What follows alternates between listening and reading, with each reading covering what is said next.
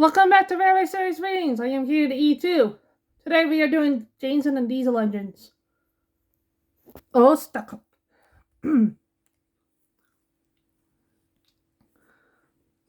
package control for steam engines on the railway, but he found diesels useful too. Useful because I can pull either coaches or trucks. Yeah, versatile, he would say to them. Real mixed traffic engines. Buckle and Bear were proud of this, but James was not impressed. He liked these two diesels.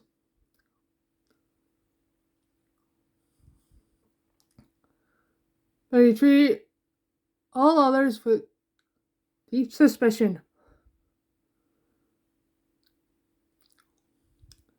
Diesels only use cold water, he would say, darkly. How can you trust an engine who isn't normal in their habits and his habits? Visiting diesels sometimes boasted about how special they were. Usually Buckle and Bear. I'd spend the rest of the day smoothing ruffled feelings. One day, particularly haughty Diesel came from the other railway. When the visiting Diesel found he had to share the shed with steam engines, they stopped outside in disgust and refused to go any farther. Why on earth does your controller keep such out-of-date objects? He growled rudely. Dirty, smoky, slow things. Ugh! He shuddered delicately. On my railway, the Diesel continued loftily.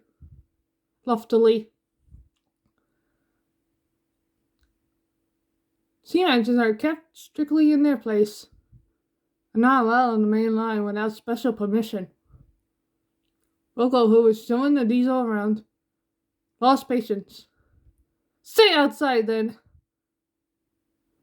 If you're so proud about it, said crossly. I'm going to join my friends. I hope it's cold tonight and he can't start in the morning, snorted James. At least someone might want to preserve us. Who need him, old stuck-up? James were glad when morning came. They went to fetch their trains as early as they could, and the visitor was left alone. That's better, he purred to himself. How could an engine rest with all that hissing and clanking?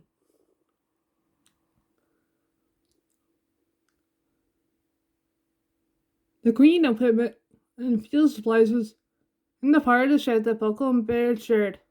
Old Stuck-up was so full of self-importance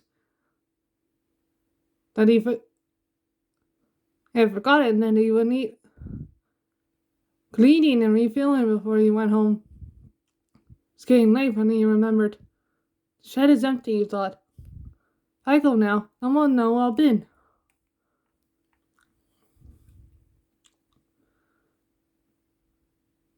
He scuttled forward quickly. Too quickly. The rails where Buckle and Bear and Buckle had stood were oily, and when the visitor tried to stop, he couldn't. Brake blocks and buffers! I'm slipping, he wailed, as his wheels locked and skidded. He shut his eyes as, with a departing whoop, Flora. He crashed into the wall at the end of the shed. The Diesel was not badly damaged, but a dreadful draught came through the hole in the wall. When the other engines came home, they heard the story from Douglas, who cleared up the mess. Ho, ho, ho, told Henry. Old Stuck-Up came unstuck, did he? I see, Uncle. What is it the Flight Controller calls you? Versatile, chuckled Bucko. But that's not what he called That's not what he called Stuck-Up. I didn't hear all he said. And I don't think it sounded very polite. Cross lines. Most of the Flight Controller's engines accepted diesels. James, I never liked them. They're alright, said Henry. There's mixed traffic engines like you and me. Mixed up engines. You mean... James grunted.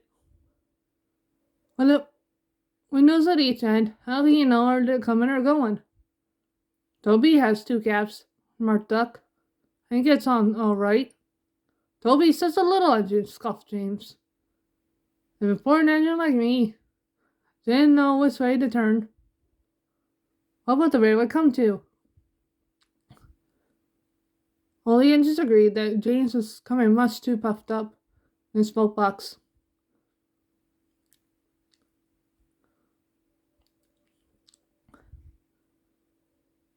Making out his royalty or something, grumbled Henry. It's disgrunting.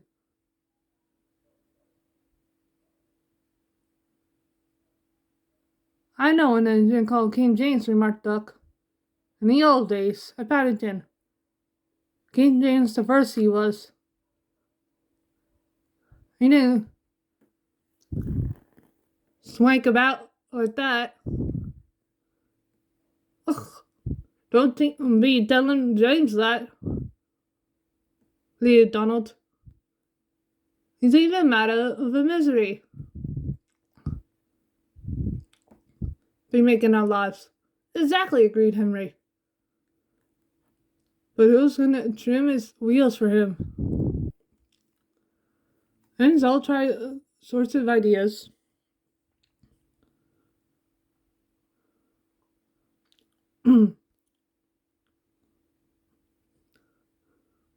But nothing worked.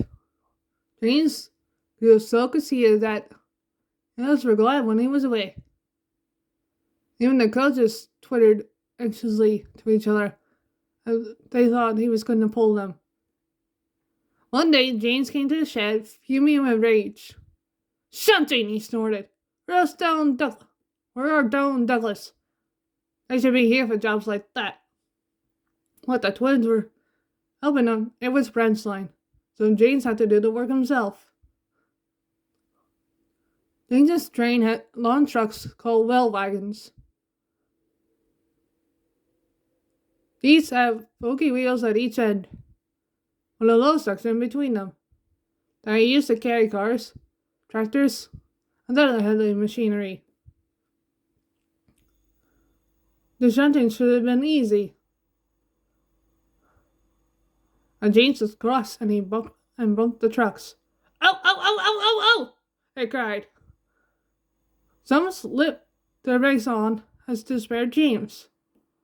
The leather was damp and misty, so the shunting took a long time. At last, James had only 2 trucks to fetch before his train was ready. Because of the mist, Cinnamon found it hard to see what was happening. James's driver told him that James would whistle when they've collected all the trucks and went close to the points. They had almost finished when suddenly James heard a sharp peep peep from another engine close by. The Cinnamon heard it too and thought it was James saying he was ready. He pulled the lever, setting the points for the main line, but James was not ready. The points changed when one of the trucks was halfway over them. One bogie went to the right, but the other diverted towards the main line. Before James realized it, the truck was traveling sideways between the 2 lines. I signal stood right in his path. Stop! Squealed the truck. But it was too late. The signal toppled to the ground with a crash, just missing James. That's torn, said James's driver. The Fat Controller won't like that. He didn't. He spoke severely about it. Because the signal was important. His loss was inconvenient. James knew the incident wasn't his fault, but he was unusually quiet in the shed that evening. The others were relieved.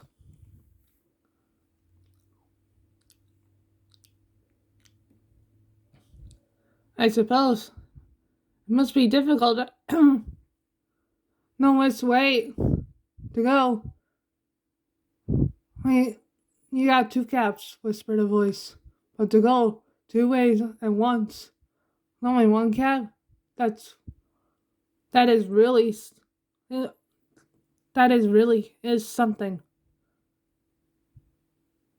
James pretended he hadn't heard. Fire engine. Lions got spent, my brothers were all green, explained Gordon one night in the shed. It was all very well in its way, but now I prefer my blue. Makes me different, you see. And that's very suitable for a poor engine like me. Our engines are all line.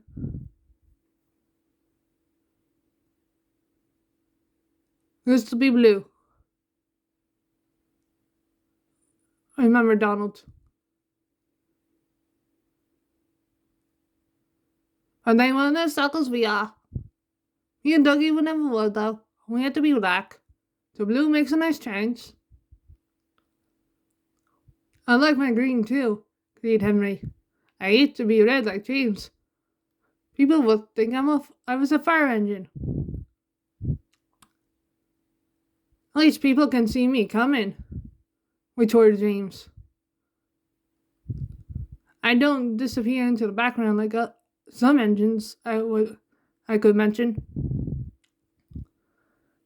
If it wasn't for the noise, I need a yellow and black front like Mavis. Henry's post test for drowned in the laughter of the other engines. He went to sleep, wondering how to pay James back. Henry was still cross the next morning.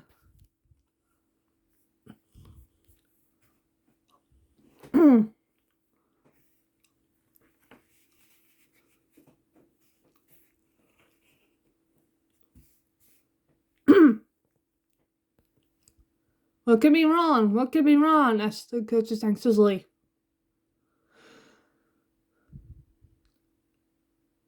As Henry pulled noisily away from the big station. Do come along, Henry snorted impatiently. They had a fast run, but it improved Henry's temper. He bumped the coaches when they reset in the line, and again when he backed onto them for the return journey. He simpered angrily while the firemen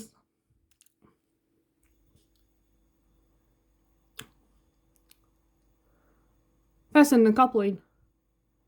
No one noticed a rattle from beneath Henry's footplate as he snorted away, and soon the train was running well. Hurry, hurry, puffed Henry. Faster and faster they went. At last, Henry began to feel better. Suddenly, he heard a crack from below his cap. Look out! Said the driver. He applied the brakes. And while the fireman scrambled forward to the footplate, he was just in time. Both men lost in horror as the winding gap opened between Henry and his tender. Henry stopped as soon as he could. An automatic brake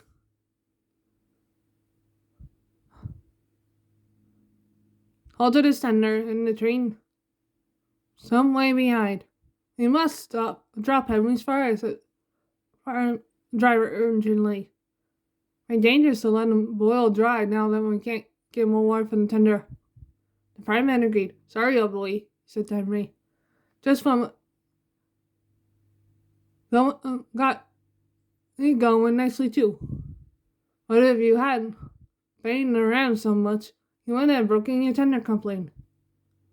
While the firemen dealt with the fire, the driver went back to tell the signalman what had happened. They returned and found Hermit completely hidden in the huge cloud of black smoke that spilled out from beneath his cab. The fireman emerged choking. "Henry's fire such a sleeper's delight," he spluttered. "You stay here. I'm going to phone the fire brigade."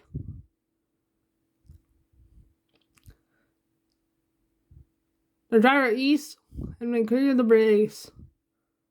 And Edward came to take his train. Henry felt most uncomfortable. Workman made a temporary coupling. They rejoined into his tender,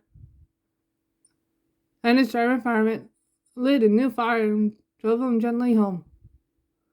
Edward had, of course, seen everything, told the others. They were careful about what they talked about in the shed that night.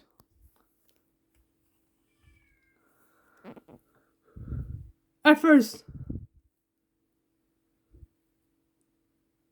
as for Henry, he was touchy on the subject of fires for some time afterwards. But James was quick to notice that from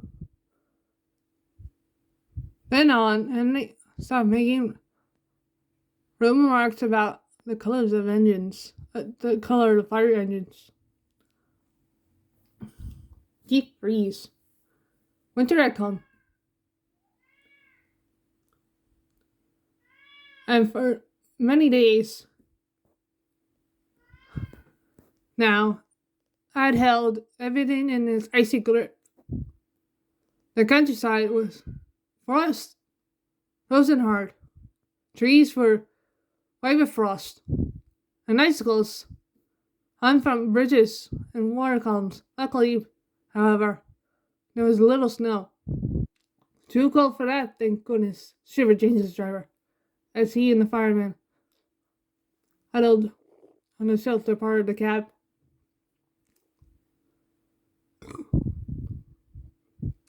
James had an open footplate, and every day his crew came to work muffled to the eyebrows in scarves and jerseys. Sometimes water columns froze too, and the engines could not get the water they needed. But this never happened at the works station. One day, when frost seemed harder than ever, James started stopped him by the water column there. "We'll give you a good topping up all we can," he said. "There's no telling when we might give some more." James shuddered as the icy air cascaded into his tender, but his newest driver was right. "What? Can you be quiet for a few?"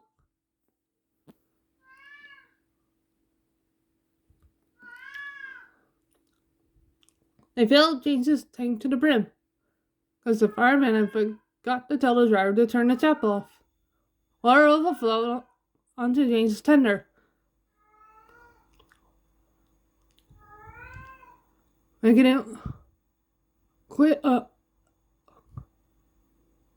him start to shiver again. "Right," said the fireman, jumping down to the footplate. "Must be off. I want to warm myself shoveling coal." "You can't go yet," laughed the driver. "They haven't finished loading the luggage van." "Well, I wish they hurry," grumbled the fireman, throwing down his hands. "I'm frozen from standing on that tender." All engines had a tactical injector. It allows the driver or fireman to transfer water from the tender to the boiler, and it's very important. Without it, the water level in the boiler could come too low to make steam properly.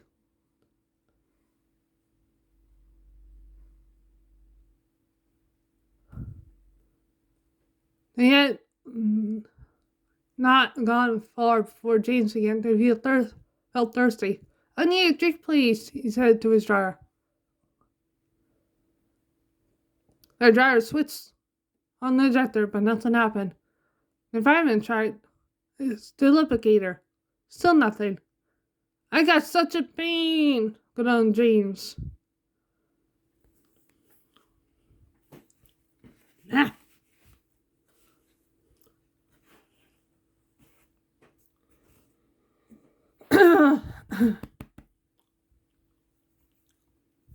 "Your ejector's failed," said his dryer. "Luggage in the pipe, most likely. We'll have to stop and deal with your fire. Can't go on without water." "Don't set the sleepers on fire," pleaded James. Never let me forget it." The fireman laughed. "You'll be all right if we just stamp you down," he said. "There's no need to throw the fire out like Henry did.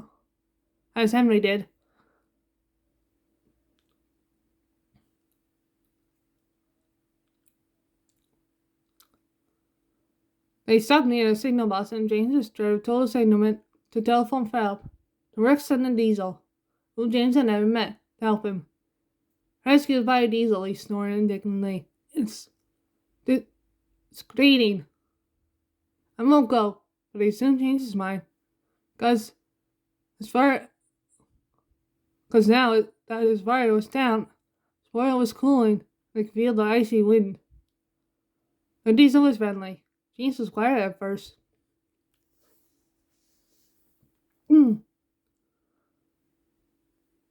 But by the time they reached the works, the diesel had won them over. And the two. And were chatting like old friends. The works. James's fireman climbed on the tender, tried to fill a gap, but he couldn't do it. "There's your answer," James said. "Your filler gap is solid. That's because the water overflowed. Ice is stopping the air from getting into the tank. So the ejector can't work. You'll be alright when the ice melts." He was, but that wasn't all. Einstein was different from the works. Even James now admits that diesels can be useful engines too. Thank you all for reading with me.